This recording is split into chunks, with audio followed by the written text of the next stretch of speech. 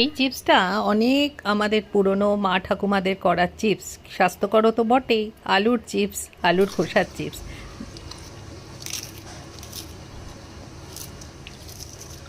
চুপ করছি, আওয়াজ দেখো। প্রথমে আলুর খোসাগুলোকে আমরা এইভাবে একটা জলের মধ্যে কেটে ডুবিয়ে খুব 2-3 বার ধুয়ে একটু পাখার তলায় রেখে আমরা শুকিয়ে নেবো। যদি দেরি লাগে তো একটু তোমরা ফ্রিজেতেও খুলে রেখে দিয়ে, এরকম শুকনো লাগবে আলুর খোসাগুলো ধুয়ে শুকিয়ে নেবে। এবার এর মধ্যে একটা ওটি যে কালো পাত্রটা হয় তার মধ্যে একটু লবণ দিলাম, আর দিলাম একটু তেল, স্প্রিঙ্কেল করে অল্প, কত 1.5 চামচের মতো তেল দিয়ে হাতে করে এটাকে পুরো মেখে 200 ডিগ্রি টেম্পারেচারে আমি ঢুকিয়ে দিচ্ছি প্রায় আধা ঘন্টার জন্যে।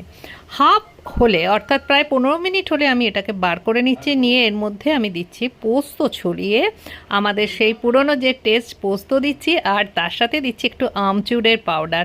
এখানে ব্যাস আমচুর পাউডার না থাকলে কোনো অসুবিধা নেই, একটু আমচুর পাউডার দিলাম। দিয়ে এটাকে একটুখানি গরম তো আমি আবার ওলট পালট করে, আমার 35 থেকে 40 মিনিট ওটিজিতে 200 ডিগ্রি টেম্পারেচারে লাগে। মাইক্রোওভেনে যদি তোমরা করো ওই 200 ডিগ্রি টেম্পারেচারে করবে।